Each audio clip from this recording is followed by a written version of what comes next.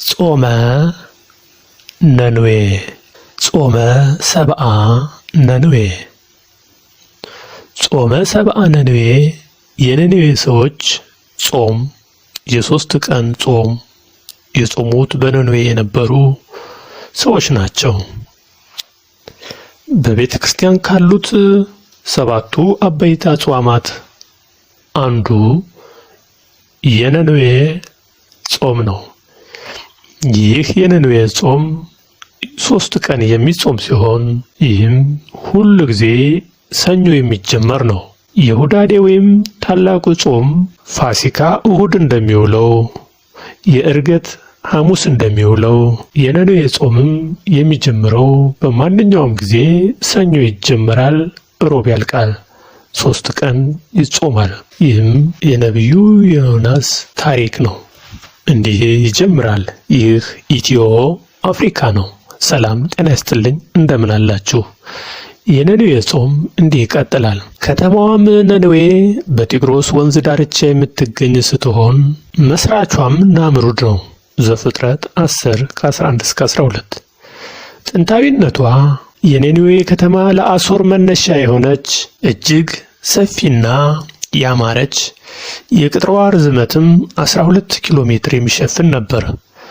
በከተማዋ ንጉሡ ሰናክሬም ብዙ ሕንፃዎችን ገንብቶ የነበረ፣ በዚያ ዘመንም የነበሩ የነነዌ ሰዎች ኃጢአታቸው በዝቶ እግዚአብሔር ሊያጠፋቸው ሲል ዮናስ የስሙ ትርጓሜ ርግብ የሆነ በዳግማዊ ኢዮርብዓም ዘመነ መንግሥት የነበረ ነቢይን ቸርነትና ምሕረቱ የማያልቅበት እግዚአብሔር መክሮ ዘክሮ እንዲመልሳቸውና ንስሐ እንዲገቡ ነቢዩ ዮናስን ወደ ነነዌ ሕዝብ ላከው።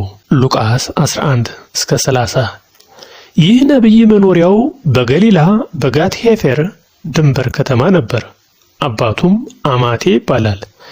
በዚያን ጊዜ ኢዮርብዓም ሶርያውያንን አባሮ የእስራኤልን ድንበር እንዲመልስ ነቢዩ ዮናስ ትንቢት ተናገረ። ሁለተኛ ነገሥት 14:25። ነቢዩ ኤልያስ ያስነሳው የሳጳተዋ መበለት ሕፃን ነቢዩ ዮናስ እንደሆነ የቤተ ክርስቲያን ታሪክ ያስረዳል። መድኃኒታችን ክርስቶስም ዮናስን ከአሳ ሆድ መውጣት የራሱ ትንሣኤ ምሳሌ አድርጎ ነግሮናል። ማቴዎስ 12:19-32 እና ሉቃስ 11:30-32። እግዚአብሔር አምላክም ሄደህ በነነዌ ላይ ስበክ ባለው ጊዜ ነቢዩ ዮናስ አንተ መሐሪ ነህ፣ ልትጠፉ ነው ብዬ ተናግሬ ብትምራቸው ሐሰተኛ ነቢይ ይባላለሁ ብሎ ላለመታዘዝ እስራኤልን ለቆ በመርከብ ወደ ተርሴስ ሸሸ። እግዚአብሔርም ታላቅ ነፋስን አስነስቶ ዮናስ የተሸሸገባትን የሚሄድባትን መርከብ በማዕበል እንድትመታ አደረገ። ከዮናስ ጋር በመርከቧ ተሳፍረው የነበሩ ነጋዴዎችም ያላቸውን ሀብት ሁሉ ወደ ባህር መጣል መወርወር ጀመሩ።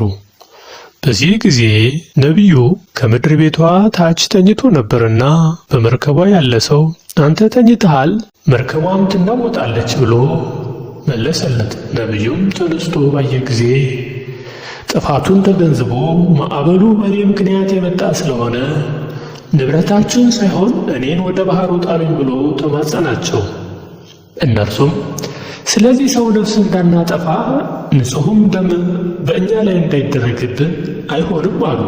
ወደ ባህሩ ለመጣል ዕጣ በተጣጣሉ ጊዜም ዕጣው በዮናስ ላይ ስለወጣ ነጋዴዎቹ ዮናስን ወደ ባህር ጣሉት። ወዲያውኑም ከእግዚአብሔር ዘንድ የታዘዘ ታላቅ ዓሣ አንባሪ ዮናስን በአፉ ተቀብሎ 3 ቀንና 3 ሌሊት አሳድሮ ወደ ነነዌ አደረሰው። እግዚአብሔር የቅል ተክልን ምሳሌ በማድረግ ቅጠሉ በመድረቁና ዮናስ ባዘነ ጊዜ አንተ ላልደከምክበትና በአንድ ቀን በቅሎ ላደገ ቅል ብታዝን እነሆ በታላቂቱ ነነዌ ከተማ ያሉ ከ120,000 በላይ ሕዝብና እንስሳቱ የእጅ ፍጥረቶች ስለሆኑ ያሳዝኑኛል በማለት ዮናስን ገሠጸው።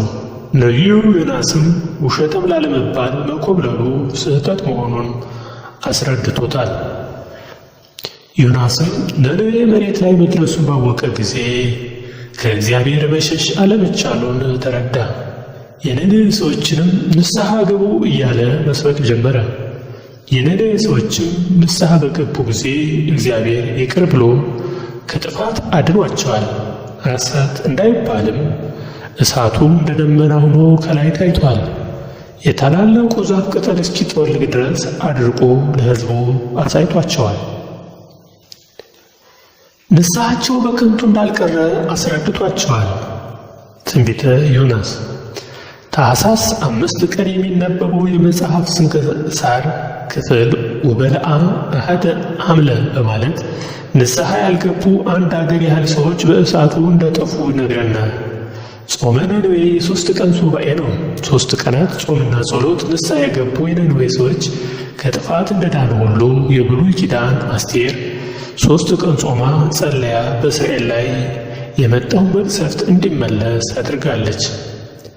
እመቤታችን ቅድስት ድንግል ማርያምም ከበዓል ስትመለስ ሕፃኑ ልጇ ኢየሱስ ክርስቶስ መንገድ ላይ ጠፍቶባት ከ3 ቀን ፍለጋ በኋላ በቤተ መቅደስ አግኝተዋለች። ሉቃስ 2:46 ጌታችን መድኃኒታችን ኢየሱስ ክርስቶስም ለሄሮዶስ በሰጠው መልስ 3 ቀን የሱባኤ ፍጻሜ መሆኑን ገልጿል። ሉቃስ 13:32 ጾመ ነነዌ የእግዚአብሔር ቸርነትና መሐሪነት የምናስተውልበት ጾም ነው። ይኸውም እኛ ፍጡራኑ በበደልን ጊዜ ፈጽሞ ከጥፋት ይልቅ ምክንያት ፈልጎ እንድንድን ያደርገናል። ዮናስ ለስብከት ፈቃደኛ ባይሆን እንኳን እግዚአብሔር በተለየ ጥበቡ እንዲሄድ አድርጎታልና። በእርግጥ እግዚአብሔር ሌላ የሚልከው ነቢይ አጥቶ አይደለም፣ እርሱንም ጭምር ሊያስተምረው ስለፈለገ እንጂ። የነነዌ ሰዎች ለዚህም ነው ዮናስ አንተ ላልደከምክበትና በአንድ ቀን በቅሎ ላደገ ቀንድ ስታዘን፣ እነሆ በታላቂቱ ነነዌ ከተማ ያሉ ከ120,000 በላይ ሕዝብና እንስሳቱ የእጅ ፍጥረቶች ስለሆኑ ያሳዝኑኛል ያለው። ቀደምት የቤተ ክርስቲያን አባቶቻችን ይህንና ሌሎች አጽዋማትን እንድንጾም የወሰኑልን ያለ ምክንያት አይደለም። ሕጉ የተዘጋጀልን እንደ ነነዌ ሰዎች እኛም ጾመን ጸልየን ከኃጢአታችን እንነጻ ዘንድ ነው። ዛሬ ዓለማችን በኃጢአት ማዕበል እየተናወጠች ባለችበት ወቅት እኛም እንደ ነነዌ ሰዎች ከበደላችን ብንመለስና ንስሐ ብንገባ ቸሩ ፈጣሪያችን እግዚአብሔር ይቅርታና ምሕረት የባሕሪ ገንዘቡ ስለሆነ ወደ እኔ ተመለሱ እኔም ይቅርላችኋለሁ ይለናል። ስለሆነም በነቢዩ ዮናስ ላይ የተደረጉ ተአምራትና ካለመታዘዝ የሚመጣ ቅጣት ቀላል አለመሆኑን በማስተዋል ለነነዌ ሰዎች የወረደውን ምሕረት በመገንዘብ ለእግዚአብሔርም ሆነ ለሃይማኖት አባቶችና ለወላጆቻችን መታዘዝ ይገባናል። ስንጾምም እግዚአብሔር አምላካችን መዓቱን በምሕረቱ ቁጣውን በትዕግሥቱ መልሶ በኃጢአት ለጠፋው ዓለም ይቅርታውን ይልካል። በጾማችን ራሳችን ከመዓትና ከመቅሰፍት ከማዳናችን ባሻገር በእኛ በደል ምክንያት አገራችን እጽዋቱና እንስሳቱ ሳይቀር ከድርቅና ከቸነፈር ይተርፋሉና መጾም፣ መጸለይ፣ ንስሐ መግባት የግድ ነው።